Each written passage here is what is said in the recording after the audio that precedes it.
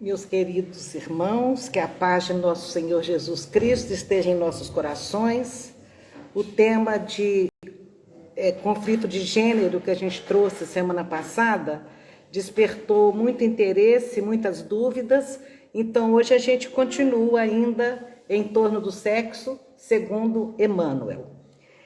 Em 1970, Emmanuel escreveu: os problemas do sexo agitam atualmente vários setores da vida humana de uma forma apaixonada. Então, já em 70, esses problemas eram um dos problemas de maior interesse de todos. Então, ele escreve um livro chamado Vida e Sexo, e humildemente ele diz que as considerações que ele desenvolveu nesse livro, ele baseou na codificação de Kardec, e ele não disputava com psicólogos aquelas considerações, porque os psicólogos é que tinham a função de esquadrinhar os meandros e cuidar dos meandros da alma em benefício da saúde mental. Ele dá até aqui um belo conceito de... Você vai tirar, né, querida? Eu vou passar um videozinho do coral antes de eu falar. Ah, tá. Você quer tirar agora? Depois eu ligo? Porque, tanto faz, pode deixar como você... Uma imagem, não, não, não. Então, gente, ele fala aqui uma definição muito honrosa, né, da psicologia, né? Que os psicólogos é que cuidam dos meandros da alma em benefício da saúde mental. E aí ele oferece uma síntese da posição dele em relação ao sexo. Ele põe, em relação ao sexo, não proibição, mas educação. Não abstinência imposta, mas emprego digno, com o devido respeito a si mesmo e aos outros. Não indisciplina, mas controle. Não impulso livre, mas responsabilidade. Porque ele diz que sem esses quesitos, nós estaremos sempre sujeitos a sucessivas reencarnações só por conta da nossa busca de sublimação pessoal. Então, se o assunto conflito de gênero despertou tanto interesse, inclusive a gente está com 1000 pessoas que já assistiram aqui no Instagram de segunda-feira até hoje, para a gente continuar abordando essa questão da homossexualidade à luz da doutrina espírita, nós precisamos de saber realmente como que o espiritismo lida com essa questão do sexo, né? Então, Emmanuel, comentando a questão 201 de O Livro dos Espíritos, ele diz que são os mesmos espíritos que renascem ora no sexo, ora no outro. A gente já teve oportunidade, inclusive, de comentar isso na semana passada. E ele diz que nós revelamos no corpo físico as tendências do nosso interior. E ali você renasce como homem ou como mulher, pelas características que você adquiriu ao longo de muitas encarnações, e a gente renasce como homem ou como mulher de acordo com a função, de acordo com a tarefa que a gente trouxe para realizar nesta existência.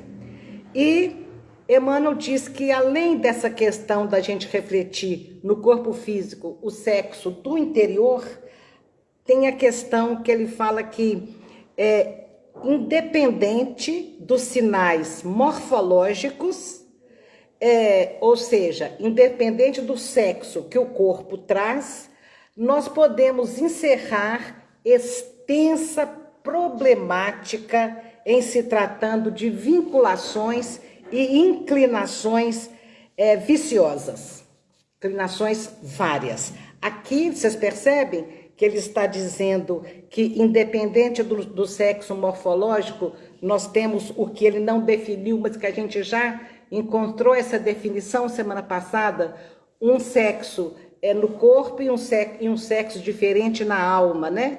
Emmanuel fala aqui que independente do sexo que você tem no corpo, você pode ter uma série de questões vinculadas a outras inclinações que você traz no seu interior. E ele começa agora a definir o sexo.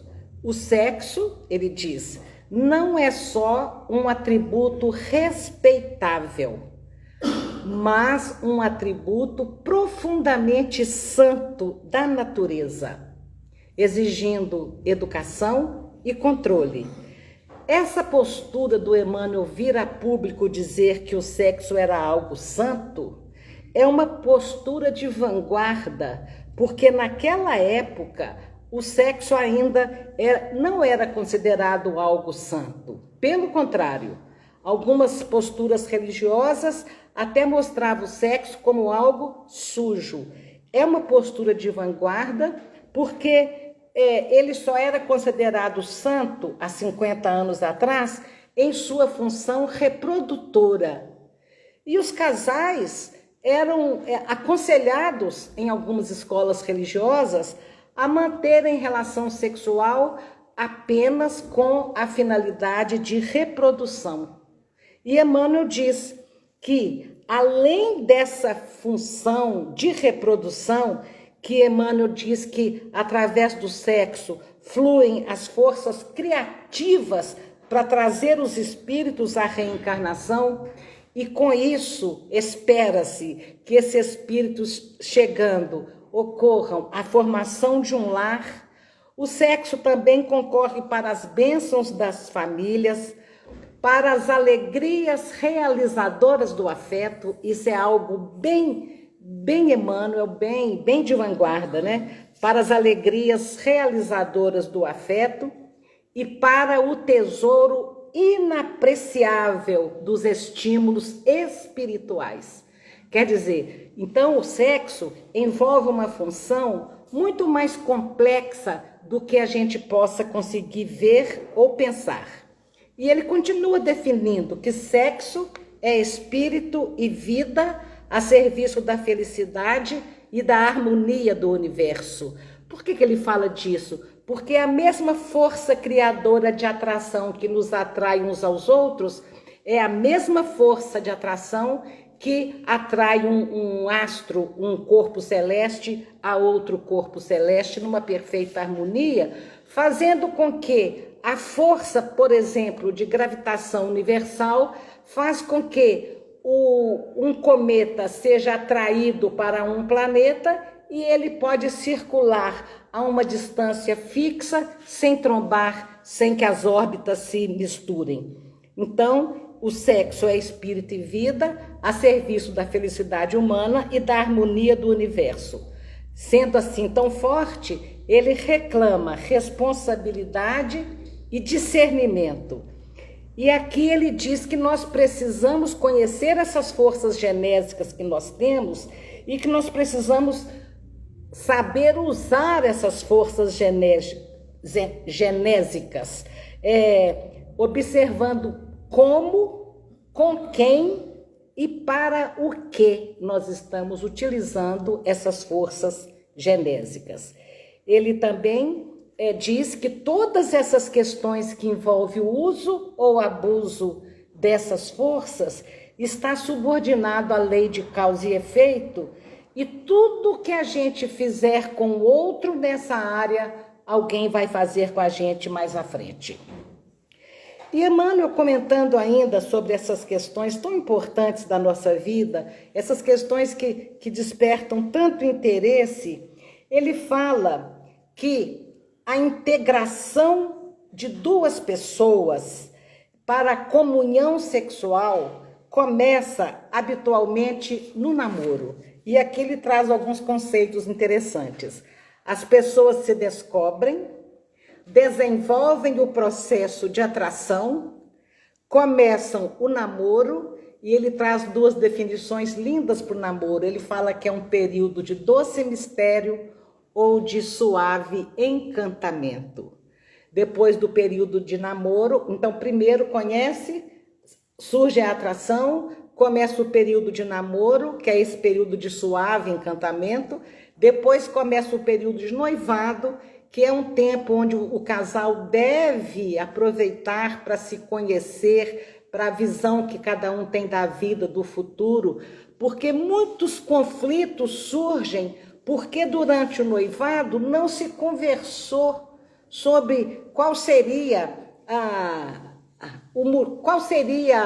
a coisa mais importante na educação dos filhos.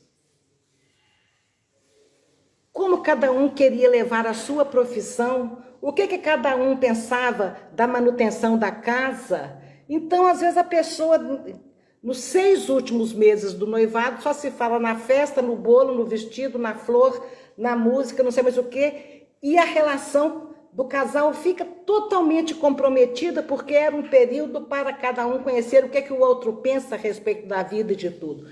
É um período de um conhecimento mais profundo, né? O período do noivado.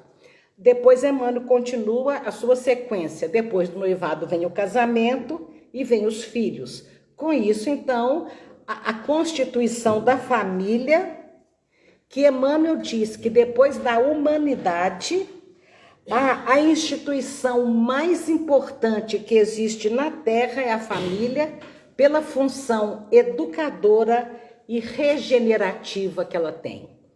Ele acha que a formação da família é algo que tem que ser muito elaborado, muito bem feita, porque o lar é o alicerce da civilização. É ali, em casa, que o espírito começa a receber as suas primeiras noções de cidadania, de responsabilidade, de aprender a compartilhar, dos valores morais de um modo geral. E na família, a formação da paternidade e da maternidade é uma ferramenta onde nós todos podemos conseguir muitos créditos da vida superior. Então, no familiar que você se torna, é que você pode ali adquirir muitos créditos para a vida superior ou muitos débitos, porque é onde mais comumente se falha. E na família, nós vamos trazer para a Terra espíritos que fazem parte já da nossa família espiritual. Quem tiver dúvidas a respeito deste conceito de família espiritual, dê uma olhadinha no Evangelho Parentela Corporal e Parentela Espiritual. Então, ele esclarece que normalmente o casamento é realizado entre pessoas que já vivenciaram experiências sexuais em outras existências passadas. Que o casamento acontece entre corações que às vezes se cumpliciaram na delinquência passional. Quer dizer, pessoas que se apaixonaram, que se amaram num triângulo amoroso, por exemplo, num processo de traição com alguém, né? Cumplicia em delinquência passional. E aqui, nessa existência, você pode encontrar almas que não são a sua alma fim que vai te trazer felicidade, tranquilamente, mas você pode encontrar verdadeiros credores de um passado. Alguém que vem cobrar o afeto que um dia você não deu ou não soube dar. E que, para o recomeço, sobre o véu do esquecimento, essas pessoas se harmonizam inesperadamente por uma força que há em cada um de nós, a força de atração. Então, eles se sentem atraídos e levam avante aquele processo que é, na verdade, um processo kármico. E não, o casamento estava escrito nas estrelas. Estava, você não leu direito o que estava escrito lá, não. Estava escrito, está sempre escrito. Então, a sequência natural que Emmanuel apresenta é namoro, noivado, casamento, filhos. Habitualmente, ele usa essa palavra, habitualmente. Mas os hábitos de agora, essa ordem foi invertida. Agora a ordem é assim, em vez de namoro, ficada, filhos, e o casamento acontece ou não. Não é isso? Acontece ou não. E o próprio Emmanuel prevê essa situação de hoje, porque ele usa um habitualmente. Então, habitualmente acontecia assim no século passado, mas habitualmente no século XXI a coisa acontece de forma diferente. E ele prevê quando diz que após a simpatia mútua que você acabou de conhecer alguém, é hora do seu raciocínio vencer o instinto sexual. Para conhecer melhor, para pensar melhor, para ver como que lida com mais respeito com aquela situação, né? Mas ele fala que esse é o ideal, mas que é diminuta a parcela de pessoas capazes de pensar quando a libido entra em atividade com seu poderoso domínio. E ele ainda nos dá uma colher de chá dizendo que ninguém discorda da importância do impulso criativo do sexo para a garantia da reprodução. Porque se não houvesse essa força de atração tão forte como une vários casais, quase ninguém se casava. Quase ninguém se casava, conhecia e seguia em frente. Então ele fala da importância disso para preservar a perpetuação da espécie nos processos de reprodução, para dar andamento ao planejamento reencarnatório, quando aquele casal renasce para casar um com o outro, já comprometido com 2, 3, um espírito que ele ficou de trazer para a Terra. Agora olha aqui essa situação que faz com que a pessoa fale assim, peraí, eu estou casando? Uai, peraí, eu estou assustado, eu nem vi. De repente eu me vi aqui, estou casando. Parceiros de outras existências que ficaram no plano espiritual e que serão os espíritos que vão reencarnar com aquele casal. Olha que coisa impressionante. Eles pesam no ânimo de aceitação dos namorados, inclinando para os casamentos súbitos, como, por exemplo, por conta de uma gravidez. É o cupido, gente. É a figura do cupido. O rapaz olha com uma moça e o espírito que vai renascer filho deles já sabe, e ele fica no ouvido do rapaz. Ela é legal, não é? E fica no ouvido da moça. Tem futuro isso aí. Eles interferem no ânimo de aceitação desses casais, porque eles prometeram que se uniriam. Não está sendo violado o livre-arbítrio, é só uma lembrança da promessa que foi feita de antes. E aí surgem então os compromissos de ser pai, de ser mãe, onde, encontrando a maternidade e a paternidade dentro ou fora de um casamento, o casal se matricula numa escola de trabalhosa responsabilidade. Isso porque o prazer sem ponderação não dispensa ninguém dos vínculos kármicos para com os espíritos que eles vão trazer à Terra. Ele está dizendo aqui que depois que surge uma criança entre um casal, a responsabilidade daquele casal está muito aumentada. Eles vão passar por um período de sacrifício, estamos falando de gravidez não planejada. E esse não planejado eu coloco entre aspas, porque ela pode não estar sendo planejada agora, mas ela foi planejada antes, quando você se comprometeu com determinados espíritos. Às vezes o espírito está lá esperando, e o casal adia. Olha, quer saber? Eu vou de uma vez que aí eles se resolvem. E aí eles vêm para o casal se resolver e dá tudo certo. Porque, mesmo com essa cota de sacrifício, o casal vai colher experiências, ensinamentos e amadurecimento muito interessante. O jovem, a jovem, é levada a um processo que muda as suas vidas, né? Uma gravidez muda a vida, principalmente da mulher, porque ela tem que ter os cuidados com aquela criança. Ela vai ter que ter o período de gestação nem sempre fácil. Ela vai ter um baque na carreira profissional. E os jovens, quantos e quantos e quantos tiveram que abandonar o sonho da faculdade para arrumar um emprego, para poder sustentar uma família? Normalmente o que vemos são, então, em vez dos filhos jovens, grávidos, interromperem os seus projetos de estudante, de formação profissional, são os avós que interrompem. Uma amiga me disse, desde que fulaninho nasceu, eu coloquei minha vida num cabide, e eu acho que eu vou poder retomar minhas atividades só depois que ele for para a faculdade. E ela nunca mais retomou. E o menino já foi para a faculdade. E está no exterior hoje. Mas ela perdeu o projeto de vida pessoal e foi cuidar. Então, muitas das vezes, os pais, com muito amor, fazem isso. Eles abandonam, eles interrompem os seus projetos de vida para ajudar a cuidar de um neto, para que os filhos não interrompam os projetos deles. Muitos fazem isso. Antigamente, hoje é bonito ver isso.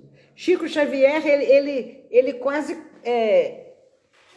ele se enternecia diante de uma mãe solteira, porque ele conhecia todas as consequências do aborto e sabia a quantidade que estava ali solteira e desimpedida, porque já tinha feito aborto.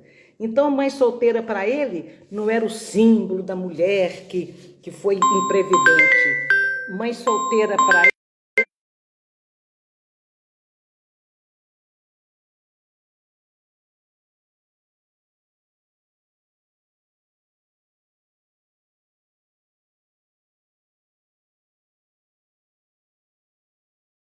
A senhora disse para mim, a mãe da nossa amiga, chorando lá, a filha morta.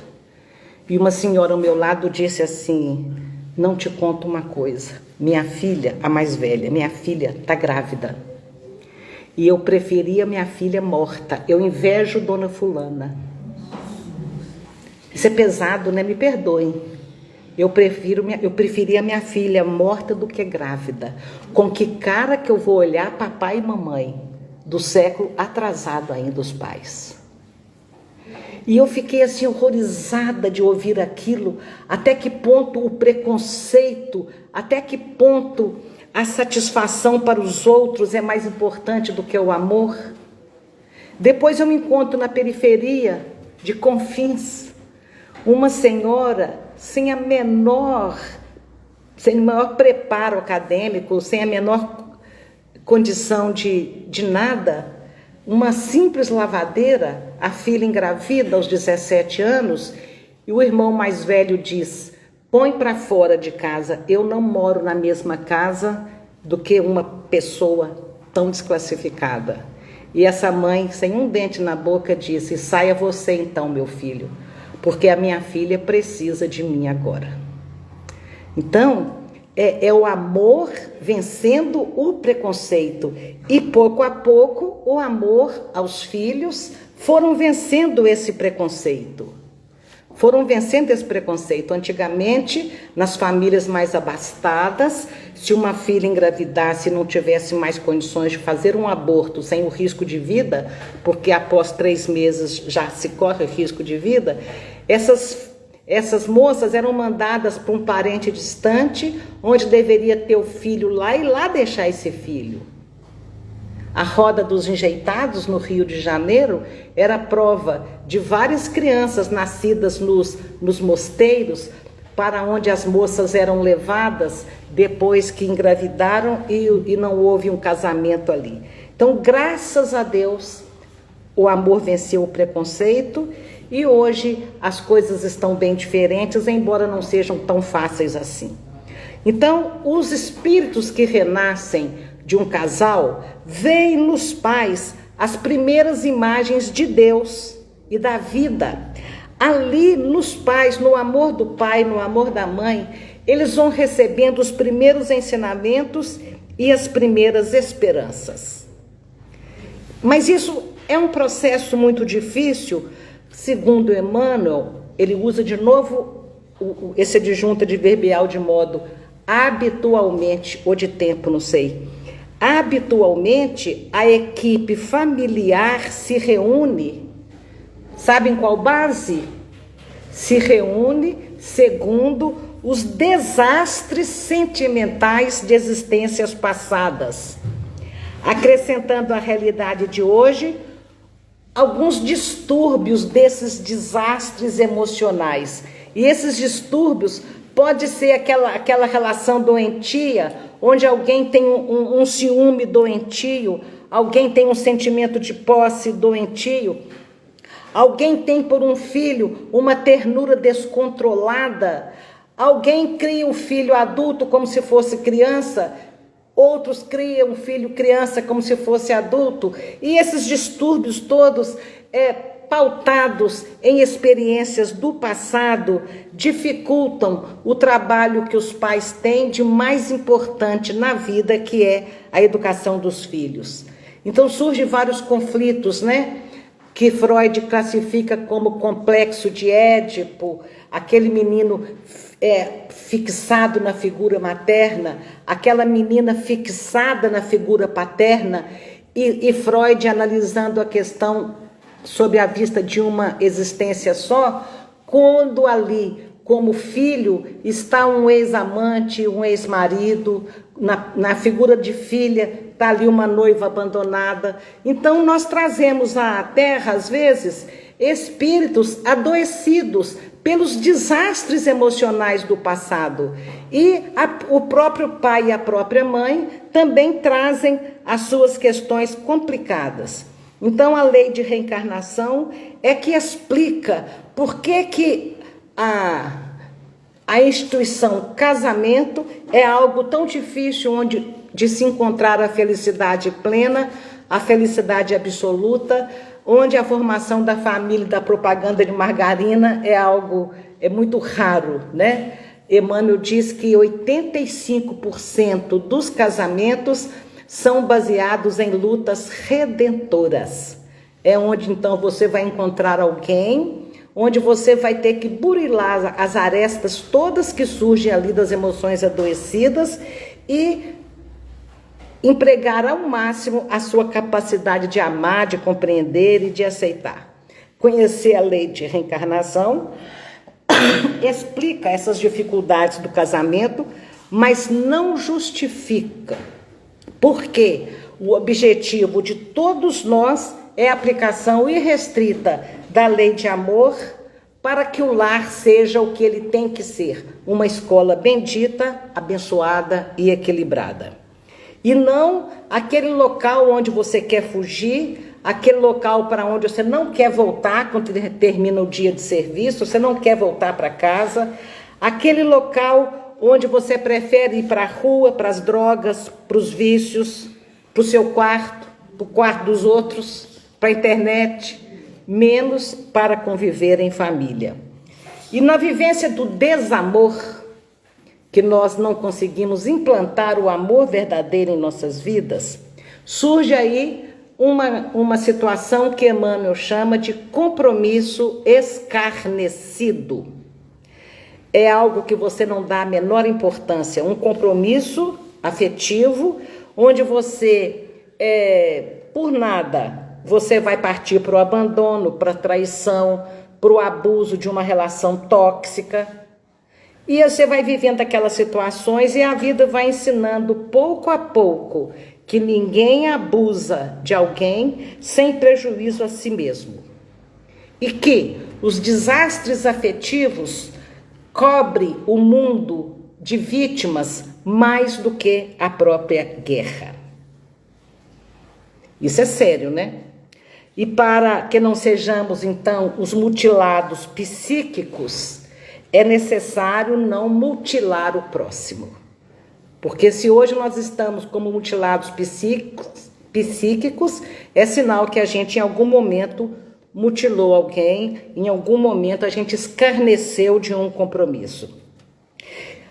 E isso tudo fica muito complicado porque as leis do universo que estão escritas na nossa consciência nos pede que devemos amar uns aos outros igual nós nos amamos. E isso no relacionamento a dois é muito importante. Então, depois desse compromisso escarnecido, Emmanuel fala de uma energia sexual. Ele volta a dar a importância a isso, que a energia sexual que permeia todo o universo, fazendo com que os próprios astros, como dissemos antes, sejam atraídos uns para os outros, essa lei de atração, né, que regula a perpetuidade do próprio universo, ela faz parte da vida. A energia sexual faz parte da vida. E essa energia, gera causas magnéticas de atração em todos os seres. E ali é que reaviva as potencialidades criativas de que essa energia se reveste. Ele torna a nos lembrar que essa energia sexual pede discernimento e responsabilidade. Que essa energia tem que ser controlada pelos valores morais que vão garantir um emprego digno na função procriadora, na função magnética da atração, na função do amor, na evolução da beleza, da sensibilidade, da cultura e das artes. Como assim? Quando alguém não usa essa energia sexual propriamente dita para as funções do sexo, essas energias são transportadas para a área de atuação daquela alma que já se sublimou. Então é onde você vê o Chico Xavier dizendo que cada livro era um filho dele. Onde você vê Divaldo Franco dizendo que cada livro era um filho dele. Onde você vê compositores que foram solitários a vida toda, artistas nos vários segmentos da arte, que canalizaram todo o poder criador da energia sexual em outras questões.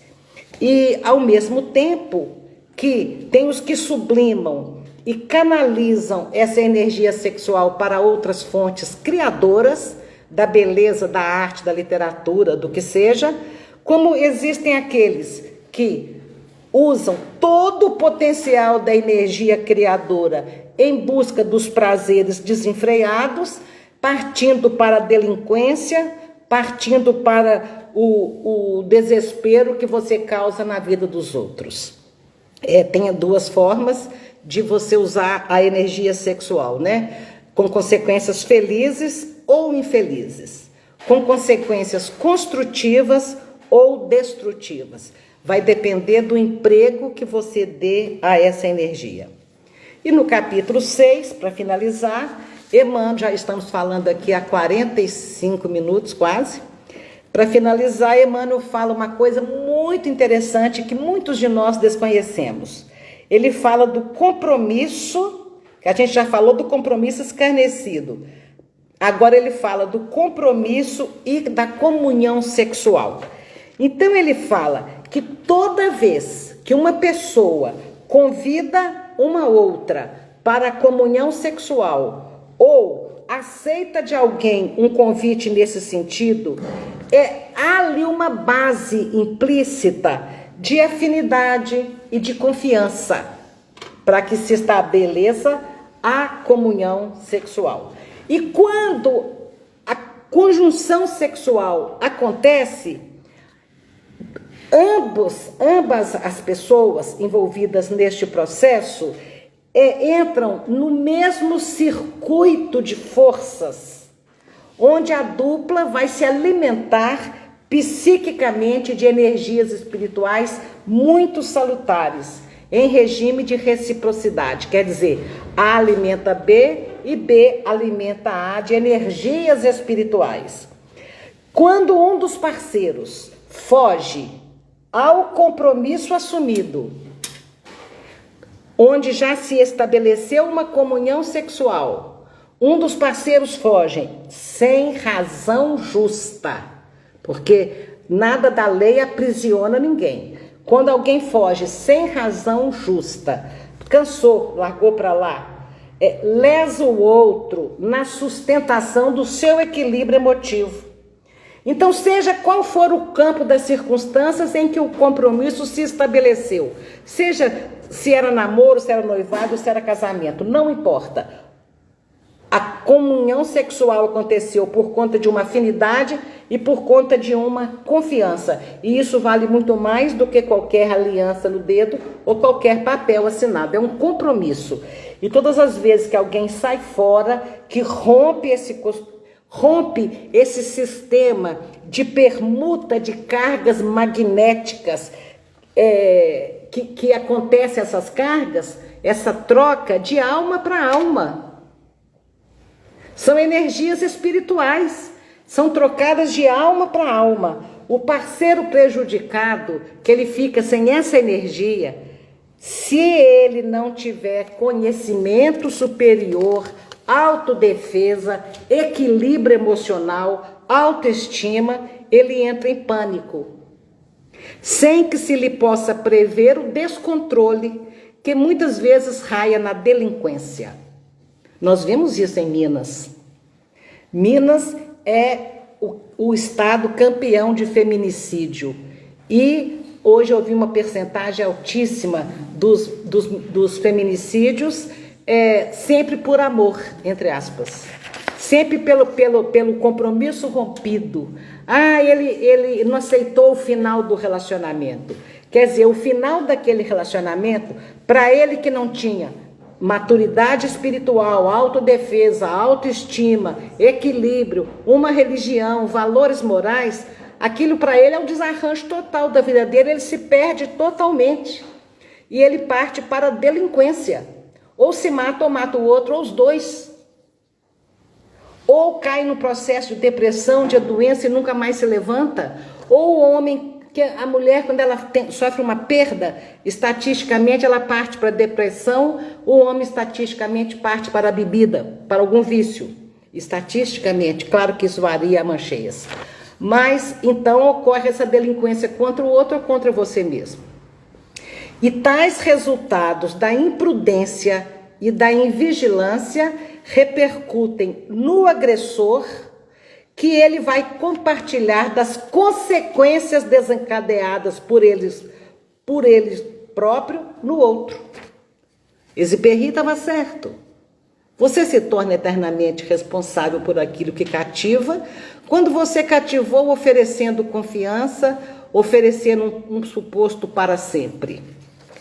Então nós sabemos que a justiça humana, Emmanuel diz, pune os assaltos, pune os roubos, pune os saques, considerando que isso é importante para resguardar a propriedade alheia, os interesses alheios. Mas Emmanuel fala que os legisladores terrestres vão perceber um dia que a justiça divina também alcança os que ele chama de contraventores da lei de amor. Contraventores da lei de amor. E determina que se instale na consciência de cada um esse saque afetivo. Ora, que coisa extraordinária, que os filminhos Água com Açúcar, as novelas de TV, não sabem desse saque afetivo. E é tão natural, alguém chega perto de alguém na novela e fala, sinto muito, tchau, eu me apaixonei por outra pessoa. E tá lá, nós batendo palma pro protagonista que consegue, simplesmente por outro interesse, que daí a pouco será abandonado também, abandonar alguém onde houve uma promessa de um compromisso. De um compromisso, não importa se com papel ou sem papel, com aliança ou sem aliança.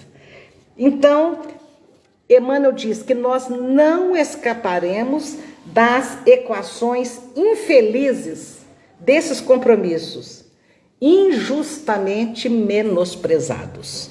Vocês estão percebendo que ele deixa margem? Claro que os relacionamentos podem ser rompidos. É claro que sim. Antes ele fala, abandono sem causa justa. Existem causas que justificam o rompimento. E aqui ele fala de injustamente menosprezados, né? Simplesmente porque desinteressou e vai interessar por outra pessoa, aquele amor bem raso, né? que oferece. E que, de qualquer forma, tudo tem que ser resgatado parcela a parcela na contabilidade das leis que regem a causa e o efeito das nossas atitudes. E que, reencarnados, nós vamos estar sempre. Nesse sentido, até a gente extinguir qualquer débito que a gente tenha por ter mutilado alguém psiquicamente.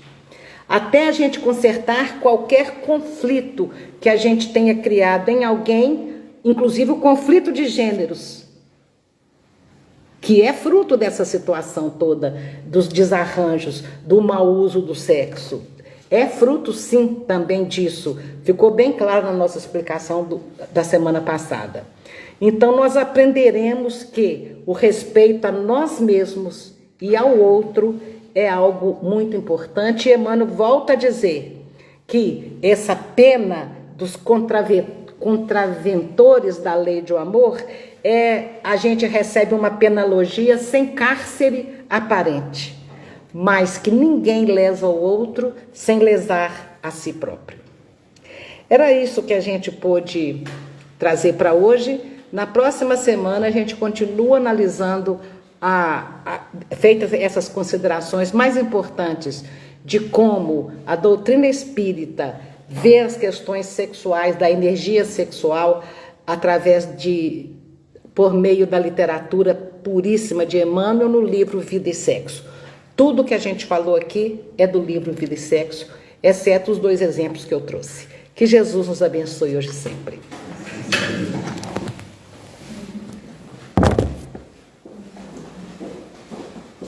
Bom, amigos, hoje eu resolvi falar, até mudei meu tempo, em homenagem à apresentação do coral na sexta-feira. Não sei se vocês tiveram a oportunidade de assistir, pela Notel do Piguá. E foi uma apresentação muito bonita, que enquanto a gente cantava, a gente via algumas pessoas se emocionarem na plateia. E aí, quando eu